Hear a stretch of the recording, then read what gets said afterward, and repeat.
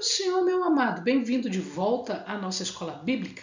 Nós estamos estudando o livro de Daniel. Então pegue a sua Bíblia, pegue o seu caderno de estudos. Ora o Senhor, pede a Ele discernimento, entendimento, conhecimento, sabedoria.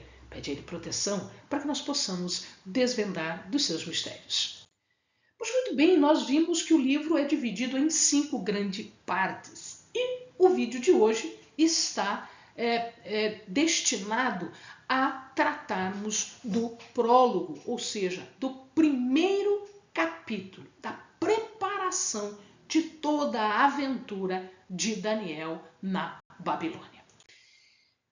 Nós já vimos no vídeo passado que Jeoaquim sobe ao trono, né, e em 605 Nabucodonosor sitia Jerusalém.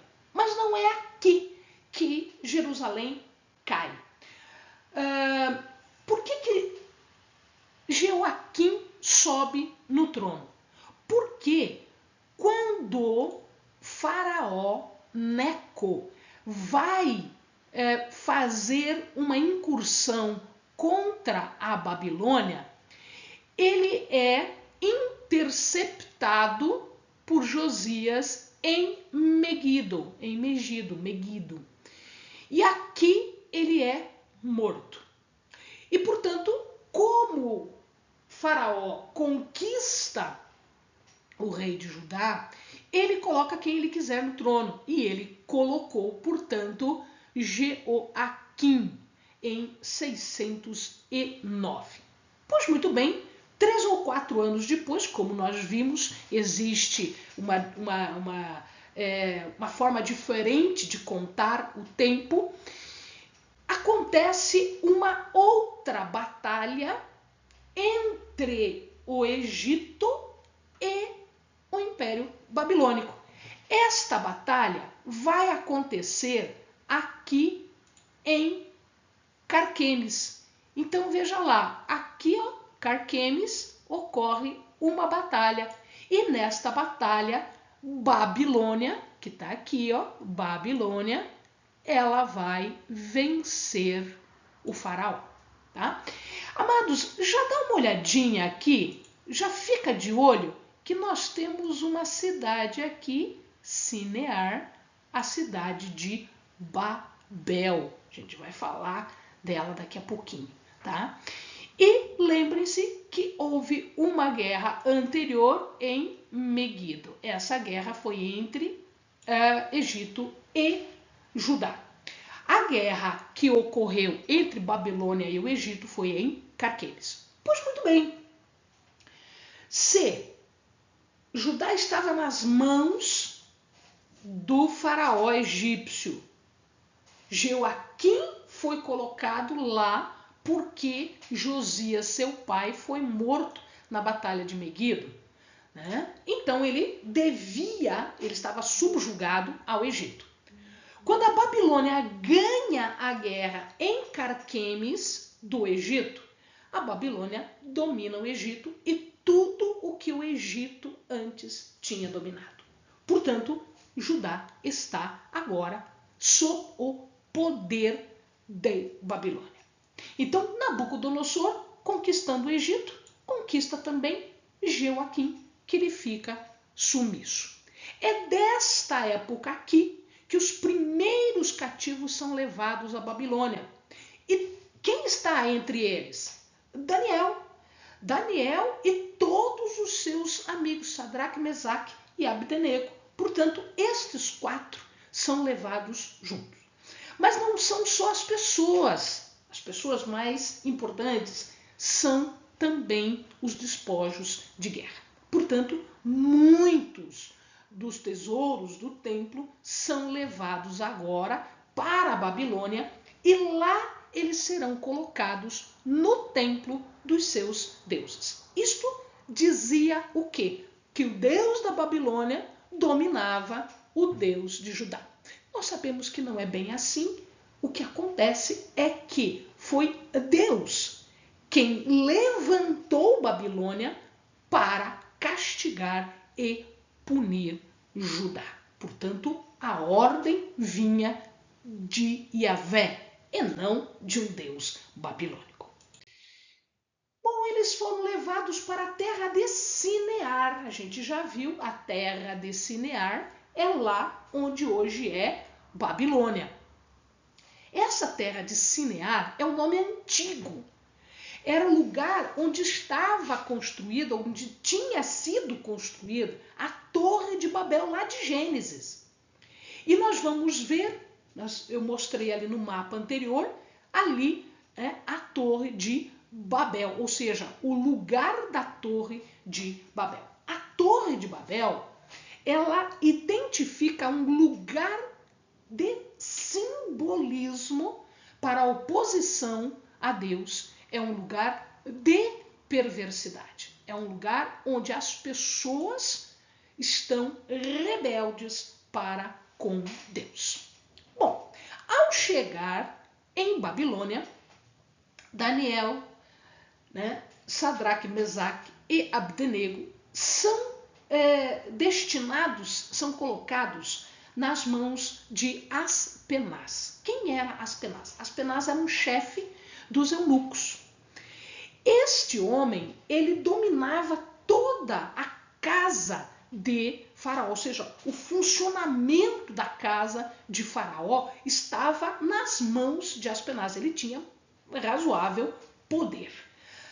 Ele era responsável, portanto, pela educação e preparo de todos os cativos que chegassem.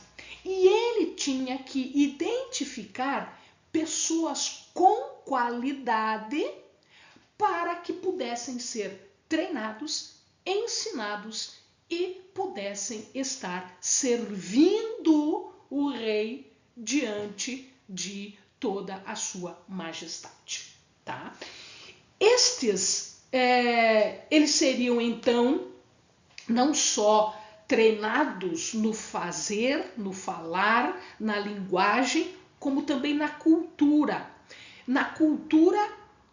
caldeia, portanto, caldo ou caldai, que significa duas coisas. Nós já vimos no vídeo anterior. Poderia significar uma tribo independente que vivia da agricultura, da pesca, lá perto, no norte do Golfo Pérsico, de onde veio Abrão? Sim, poderia. Eles eram semitas, tá? E eles migraram do deserto e se mesclaram com os babilônios e eles lutavam pela independência quando o rei era ainda Nabopolassar. E aí eles fizeram então uma revolta, conquistaram a Babilônia em 612. Portanto, Nabucodonosor era descendente dos caldeus. Um segundo sentido para a palavra caldeu é exatamente esse conhecimento de magia, de agouro, de encantamento mágico, de orações, estas práticas de mitos, lendas, de fórmulas secretas e também de fórmulas científicas.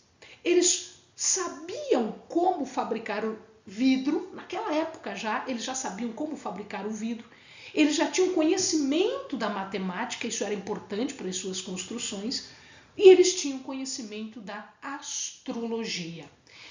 Eles eram politeístas e a magia, a feitiçaria, o encantamento, e essa astrologia, ela fazia parte do dia a dia dos caldeus. Então, olha lá, eles seriam treinados exatamente nisso, nessa cultura.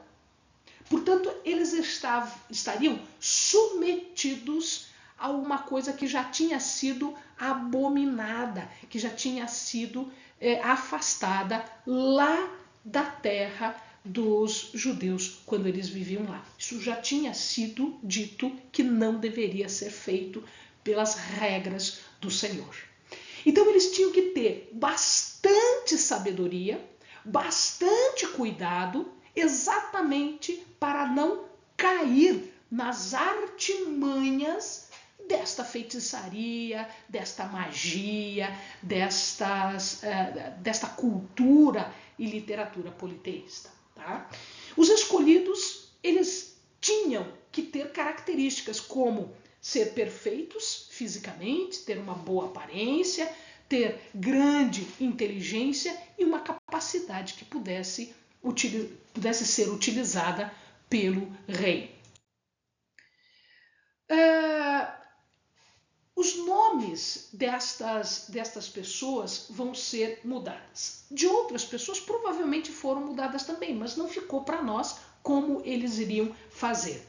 Ficou marcado para nós a substituição do nome de Daniel, Hananias, Misael e Azarias. Daniel passa a se chamar Beltessassar, que significa que um Deus proteja sua vida. Bel, que é o início do nome dele, era o nome do Deus de Nabucodonosor. Hananias passa a se chamar Sadraque.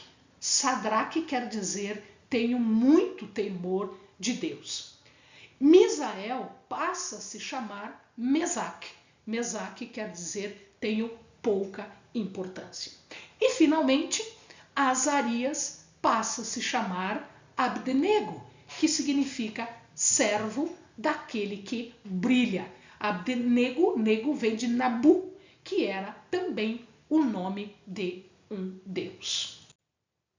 Os reis, naquela época, eles eram também responsáveis por toda a alimentação daqueles que viviam na casa. Essa era uma responsabilidade dos reis. Então, eles tinham que dar alimentação para as pessoas que viviam ali. Por outro lado, comer das coisas que vinham da mesa do rei era uma honra. Eram manjares, eram coisas bastante elaboradas, gostosas, bonitas, né? E, portanto, fazia bem à vista e fazia bem ao estômago. Entretanto, Daniel, ele se posiciona de forma diferente. Ele diz, tudo bem, você quer mudar meu nome? Muda meu nome. Tudo bem, você quer me treinar? Você quer me educar diferente? Tudo bem, eu concordo. Mas comer as coisas da mesa do rei, eu não como. Algumas pessoas podem pensar o seguinte, pois é, ele estava querendo ter, por exemplo, purificação da alimentação, ele não queria comer coisas que tinham sido oferecidas aos deuses.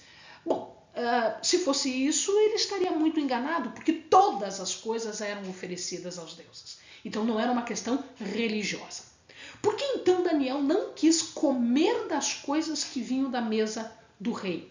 Porque naquela época, naquele lugar, comer com a pessoa ou as coisas da pessoa significa dizer que ele tinha um pacto, um acordo. Ele se comprometia com a pessoa. Ele se comprometia em lealdade. E isso Daniel rejeitava. Ele podia admitir trocarem o seu nome, ele podia admitir ser ensinado, mas ele não iria compactuar e dizer ser leal para com o rei. Dessa maneira, ele pede para Aspenaz dizer, olha, me dá outra comida, essa comida eu não gostaria de comer. E Aspenaz diz não. Não, por quê? Porque ele tinha medo que acontecesse alguma coisa com os meninos e o rei, portanto, fizesse, né, uma punição para com ele, porque a responsabilidade era dele. O que é que Daniel fez? Daniel conversou então com o despenseiro Mor, com o responsável pela cozinha e por todo o alimento, e ele disse o seguinte, vamos fazer o seguinte, você me dá a tua comida e eu te dou a comida do rei. O despenseiro não pensou duas vezes, mesmo porque ele não iria falar nada para ninguém, porque ele não tinha o direito de comer essa comida e, portanto, ele iria ficar muito quietinho. Tá? Ele disse, vamos fazer isso 10 dias. Se você perceber que tem alguma diferença, eu como a comida do rei. Feito? Feito. No final dos 10 dias, não houve nenhuma diferença. O Senhor abençoou a Daniel e aos seus amigos. Os jovens, portanto, foram agraciados com grande sabedoria, superior à de todos os outros, porque diz a palavra no finalzinho do capítulo 1 que nenhum tinha a sabedoria como a deles. Mas de onde estava vindo esta sabedoria? Essa sabedoria vinha diretamente de Deus. Além desta sabedoria, para Daniel, Deus ainda lhe deu um entendimento especial para visões e para sonhos. Isso seria super importante, conforme nós vamos ver na sequência do estudo do livro de Daniel. E aqui ele repete que ele fica na Babilônia até pelo menos o primeiro ano de Ciro, em 539 a.C. Amém, amados? Bons estudos!